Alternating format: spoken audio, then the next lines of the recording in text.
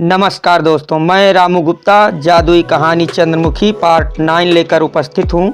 आपने पार्ट 8 में सुना कि मझले कलेजा कठोर करके गुफा में घुस जाता है। अब उसके आगे और हाँ, अगर आपने मेरा चैनल सब्सक्राइब ना किया हो तो कर लीजिए ताकि कहानी का मज़ा बिना रुकावट ले सकें। लेकिन गुफा के अंदर एकदम सन्नाटा था। वहाँ जिन्न के होने का कोई सुराग न था। वो मझले जिन्न को इधर उधर ढूंढने लगा तो अचानक उसकी नज़र एक जार पर पड़ी तो देखा उसमें एक मनुष्य बंद है तथा उसकी लंबाई 2 इंच थी। मझले ने सोचा कहीं ये ही जिन्न नहीं है, लेकिन फिर सोचा अगर ये जिन्न होता तो अपने आप को कैद क्यों करता। लेकिन ये है कौन? जो भी मझले ने उसे निकालने का इरादा किया तथा कार्क उठानी चाहिए, लेकिन वह उसे हिला भी न सका। तो वो फिर कुछ सोचने के लिए वो इधर उधर देखने लगा तो देखा जार के ऊपर कुछ लिखा था। मझले ने उसे पढ़ना शुरू किया तो जार का ढक्कन अपने आप खुल गया तो वो मनुष्य बाहर आ गया। बोला, आपने मुझे बाहर निकाल कर मुझ पर उपकार किया है, मैं आपका आभारी हूँ। तो मझले ने पूछा, तुम कौन हो? तो वो युवक बोला, मैं इसी राज्य का रहने वाला हूँ। एक दिन मैं अपनी गाय ढूंढते हुए इस गुफा में आया तो देखा कोई इस जार में बंद था। मैंने जार का ढक्कन खोल दिया, जिसके खुलते ही बड़ी ही जोर की हंसी गूंजी तथा एक जिन्न प्रकट हो गया। मैं बहुत ही डर गया और भागना चाहा, लेकिन उसने मुझे पकड़कर कहा कि तुमने मुझे आज़ाद किया है, इसलिए तुम्हें मारूंगा नहीं, लेकिन तुम्हें कैद कर लूँगा। और यह कहकर मुझे इस जार में बंद कर दिया तथा इस मंत्र का ताला लगा दिया। लेकिन आज आपने मुझे आज़ाद करके बहुत ही बड़ा उपकार किया है। मझले ने कहा, लेकिन वो जिन्न कहाँ रहता है? तो वह बोला, वो इसी गुफा में एक सुरंग बनाकर रहता है जो एक बड़े पत्थर से उस कोने में ढका हुआ है। इस युवक ने एक तरफ इशारा किया तो मझले वहां पहुंचा और पत्थर को हटाने की कोशिश करने लगा, लेकिन वह उसे हिला भी न सका।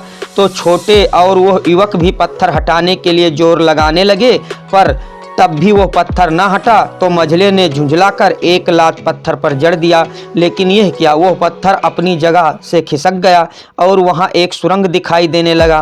तो मझले ने सुरंग में छलांग लगा दिया तथा आगे बढ़ने लगा।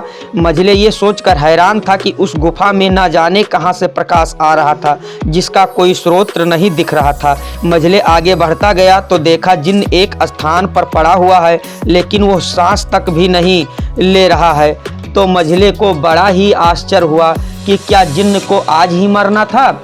उसे विश्वास नहीं हो रहा था। मझले को कुछ संदेह तो हुआ। उसने बाबा का ध्यान किया। बाबा ने वहां उपस्थित होकर कहा, यह जिन्न मरा नहीं है, इसके प्राण एक हार में बसे हुए हैं जो इस राज्य के महारानी के पास हैं। जब वो हार गले में पहन लेती हैं तब यह जिन्न मर जाता है, और जब उसे खूंटी पर टांग देती हैं तो यह जीवित हो जाता है और जाकर इस राज्य के एक घर को नष्ट कर आता है और सोचता है कि वो अपने प्राण के हार को पहनने वाले को नष्ट कर आया है। लेकिन जब ऐसा नहीं होता तो अगली रात वो फिर कोई घर नष्ट करता है। लेकिन बाबा, इस जिन्न को इस जार में किसने बंद किया? मझले ने पूछा तो बाबा ने बताया कि ये बहुत पहले की बात है कि एक जिन्न पहले बहुत ही दुष्ट था और कई राज्यों में उत्पात करता था। इसने एक बार एक पहुंचे हुए मुनि की तपस्या भंग कर दिया तो उस मुनि ने कुपित होकर इस जिन्न को इस जार में बंद कर दिया तथा इसके प्राण को एक हार में स्थापित कर दिया और एक खूंटी पर टांग दिया तथा कहा, मैं तुझे नहीं मारूंगा, लेकिन तेरी मौत जिसके हाथ से होगी जो ये हार तोड़ देगा। और चले गए। एक दिन की बात है कि एक बंदर ने वो हार उठाकर जंगल में चला गया। हार बहुत ही सुंदर था। एक दिन एक सैनिक की नज़र उस हार पर पड़ी तो वो उस बंदर से वो हार छीनकर इसी राज्य के महारानी को दे दिया। रानी जब वो हार पहनती हैं तो यह मर जाता है और एक दिन इस युवक ने इस जिन्न को बाहर निकाल दिया।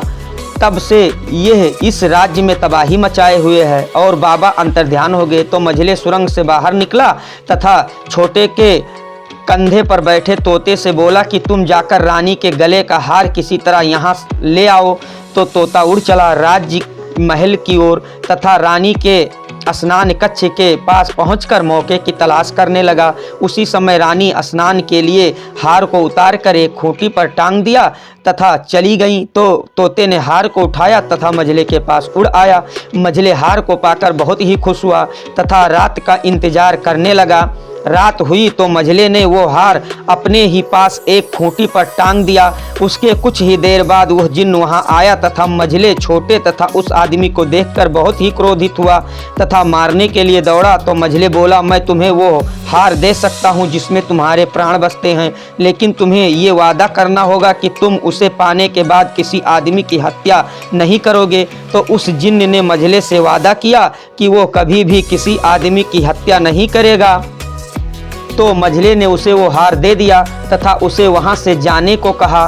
तो जिन्न ने मझले को एक अंगूठी दिया तथा बोला, तुम्हें जब भी मेरी ज़रूरत हो तो इस अंगूठी को हाथ पर रगड़ना, मैं वहां उपस्थित हो जाऊंगा। और चला गया। तो मझले ने वो अंगूठी अपने हाथ की उंगली में पहन लिया तथा गुफा से बाहर आ गए और उस युवा के राज्य की तरफ बढ़ने लगे। राज्य में पहुंचकर मझले छोटे और वह युवक उस युवा के पास पहुँचे। तो युवा ने उन युवकों को देखा तो बोला, अरे श्याम सुंदर, तुम तो काफ़ी दिन से गायब थे, कहाँ चले गए थे? तो श्याम सुंदर बोला, मुझे जिन्न ने कैद कर रखा था, इन लोगों ने मुझे छुड़ाकर बहुत ही बड़ा एहसान किया है। तो युवा बोला, तो क्या जिन्न मारा गया? तो मझले बोला, नहीं, लेकिन अब वह किसी को कोई हानि नहीं पहुंचाएगा। तो वह युवा खुश होकर राज दरबार में पहुंचा तथा उसने राजा को यह शुभ संदेश सुनाया। तो राजा को विश्वास ना हुआ, लेकिन जब श्याम सुंदर को देखा जो काफ़ी दिन से गायब था तो विश्वास हो गया और मझले से अपनी लड़की की शादी करने का प्रस्ताव रखा। तो मझले बोला, मैं जब तक अपने भाई का उद्धार नहीं कर लूँगा तब तक अपने बारे में कुछ नहीं सोचूंगा। और हाँ, इतना आश्वासन जरूर देता हूँ कि मैं अपने भाई का उद्धार करने के बाद तुम्हारी लड़की के साथ शादी जरूर करूँगा। तो राजा ने इंतजार करने का विश्वास दिलाया और मझले तथा छोटे तोते को लेकर वहाँ से अपने अगले सवाल के लिए चटाई पर बैठकर चल दिए। चटाई उड़ती हुई उन्हें लेकर चलने को हुई तो मझले ने बाबा का ध्यान किया तथा आंखें मूंद लिया। बाबा ने तुरंत उपस्थित होकर कहा, आंखें खोलो बेटे। तो मझले ने आंखें खोली और बाबा के चरणों में गिर पड़ा। तो बाबा ने मझले को उठाकर हृदय से लगाया लिया तथा पूछा, क्या बात है? तो मझले ने कहा, बाबा आपने मेरी बहुत ही सहायता किया है, अब उस युवक के राज्य का नाम बता दीजिए जो स्वर्ण कमल चाहता था। तो बाबा ने ध्यान लगाने के बाद कहा कि वो युवक नेपाल देश का रहने वाला था और बाबा ने मझले को आशीर्वाद दिया तथा चले गए। तो मझले और छोटे चल दिए। चटाई ने उन्हें एक पल में नेपाल पहुंचा दिया। तो मझले और छोटे ने उस युवक का नाम पूछा तथा घर का पता लगाया। तो वह युवक इन्हें अपने पास देखकर बहुत ही प्रसन्न हुआ तथा इनकी खूब आव भगत की। तत्पश्चात आने का कारण पूछा तो मझले ने सारा वृतांत कहा तथा स्वर्ण कमल लाने का वादा करके स्वर्ण नगरी की तरफ चटाई पर बैठकर चल दिए। चटाई ने उन्हें स्वर्ण नगरी के बाहर एक स्थान पर उतार दिया। तो मझले ने देखा कि स्वर्ण नगरी किसी सोने की भांति चमक रहा है तथा बड़ा ही सुहावना लग रहा है। मझले ने स्वर्ण नगरी में प्रवेश करने के लिए रास्ता खोजने लगा, लेकिन नगर के चारों तरफ घूमने के बाद भी कोई रास्ता दिखाई न दिया।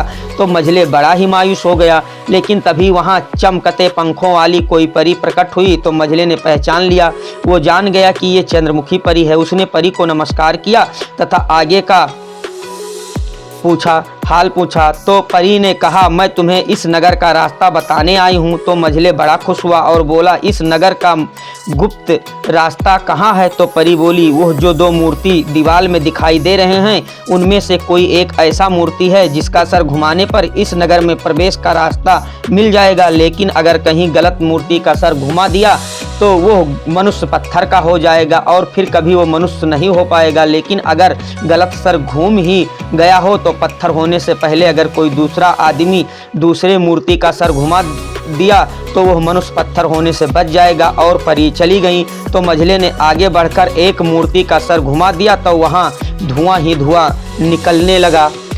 क्या मझले पत्थर का हो जाएगा या उसके अब तक की मेहनत बेकार चली जाएगी या अपने मकसद में कामयाब होगा? जानने के लिए सुने पार्ट 10 बाई रामू स्टोरी।